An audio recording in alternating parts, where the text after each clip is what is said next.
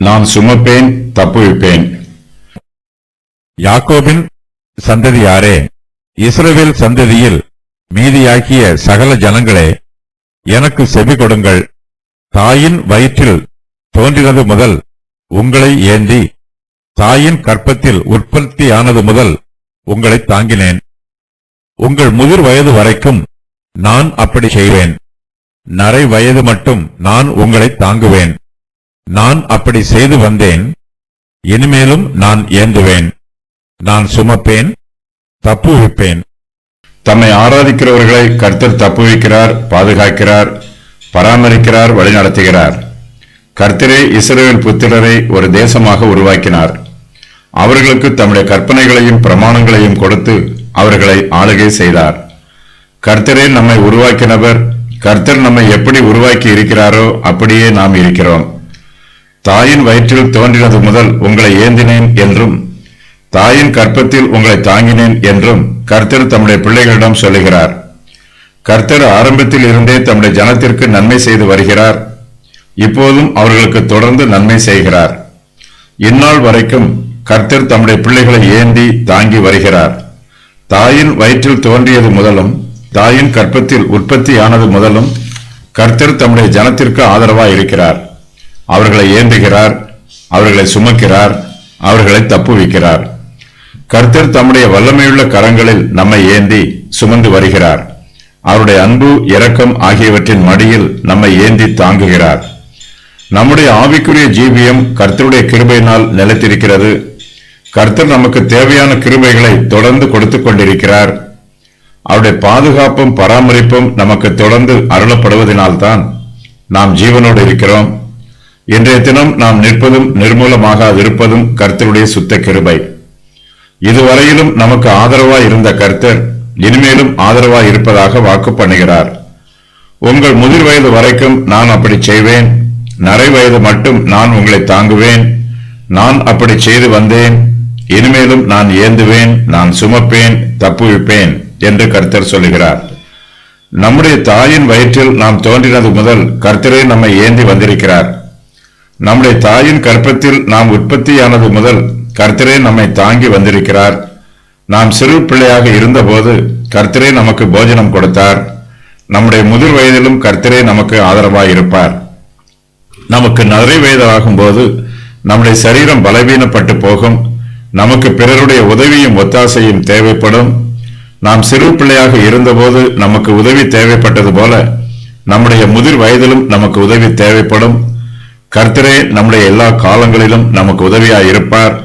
நம்முடைய காலங்கள் கர்த்தருடைய கரத்தில் இருக்கிறது.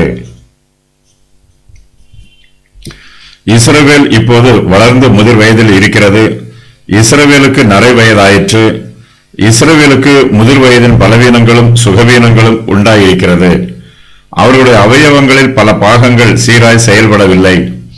அவர்களுக்கு வருத்தங்களும் வேதனைகளும் உண்டாயிருக்கிறது. இஸ்ரவேல் சிறு பிள்ளையாக இருந்தாலும், வாலிப வயதில் இருந்தாலும், முதிர் வயதில் இருந்தாலும் இஸ்ரவேலின் பரிசுத்தரே அவர்களுடைய தேவனாய் இருக்கிறார். கர்த்தர் இன்னும் அவர்களை ஏந்துகிறார், சுமக்கிறார், தப்புவிக்கிறார். அவர்கள் சிறு பிள்ளையாக இருந்தபோது கர்த்தர் அவர்களுக்கு என்னென்ன உதவிகளை எல்லாம் செய்தாரோ அந்த உதவிகளை எல்லாம் இப்போது அவர்கள் முதிர் வயதாக இருக்கும் போதும் செய்ய ஆயத்தமாய் இருக்கிறார். மோசேயின் காலத்தில் கர்த்தர் தம்முடைய ஜனத்தை தம்முடைய நித்திய புயத்தில் ஆதரவாக அணைத்துக் கொண்டு வழிநடத்தினார். அதே கர்த்தர் இப்போதும் மாறாதவராக தம்முடைய ஜனத்தை ஏந்தி சுமக்கிறார். அனாதி தேவனே உமக்கு அடைக்கலம், அவருடைய நித்திய புயங்கள் உனக்கு ஆதாரம். அவர் உனக்கு முன்னின்று சத்துருக்களை துரத்தி அவர்களை அழித்து போடு என்று கட்டளையிடுவார். உபாகமம் 33:27. மோசேயின் காலத்தில் இஸ்ரவேல் ஜனங்கள் எகிப்து தேசத்திலே அடிமைகளாய் இருந்தார்கள். அப்போது இஸ்ரவேல் தன் தாயின் வயிற்றில் தோன்றின காலம். அப்போது அவர்கள் தங்கள் தாயின் கற்பத்தில் உற்பத்தியான காலம். கர்த்தர் தம்முடைய நித்திய புயத்தினால் தம்முடைய ஜனங்களை எகிப்து தேசத்தில் இருந்து விடுதலை பண்ணி கானான் தேசத்திற்கு அழைத்துக் கொண்டு வந்தார். கழுகு தன் குஞ்சுகளை தன்னுடைய செட்டைகளின் மேல் வைத்து சுமந்து செல்வது போல கர்த்தர் தம்முடைய பிள்ளைகளை பாபிலோன் தேசத்து சிறையிருப்பில் இருந்து விடுவித்து அவர்களை ஏந்தி சுமப்பார். இஸ்ரவேல் தேசம் இப்போது முதிர் வயதில் இருக்கிறது. அவர்களுக்கு நரை வயதாயிற்று. கர்த்தர் இஸ்ரவேல் தேசத்தை குறித்து இந்த வாக்கியத்தை சொன்னாலும் கர்த்தருடைய வார்த்தை முதிர் வயதும் நரை வயதும் உள்ள எல்லா இஸ்ரவேல் புத்திரருக்கும் பொருந்துவதாயிருக்கிறது. ஒரு தரம் பிறப்பதும் பின்பு மரிப்பதும் மனுஷருக்கு நியமிக்கப்பட்டிருக்கிறது. எல்லோருக்கும் இளமை பருவம் இருப்பது போலவே முதுமை பருவமும் வரும். முதுமை பருவத்தில் நம்முடைய சரீரம் பலனற்று போகும். நம்முடைய வேலைகளையும் கடமைகளையும் நம்மால் நேர்த்தியாய் செய்ய முடியாமல் போய்விடும். நமக்கு சீக்கிரத்திலே சோர்வும் களைப்பும் வந்துவிடும். இந்த சூழ்நிலையிலும் கர்த்தரே நமக்கு ஆதரவாக இருக்கிறவர். நம்முடைய தாயின் வயிற்றில் நாம் தோன்றின போது நம்மை ஏந்தின கர்த்தர் நம்முடைய முதிர் வயதிலும் நம்மை ஏந்துவார். நம்முடைய தாயின் கற்பத்தில் நாம் உற்பத்தியான போது நம்மை தாங்கின கர்த்தர் நம்முடைய நரை வயதிலும் நம்மை தாங்குவார்.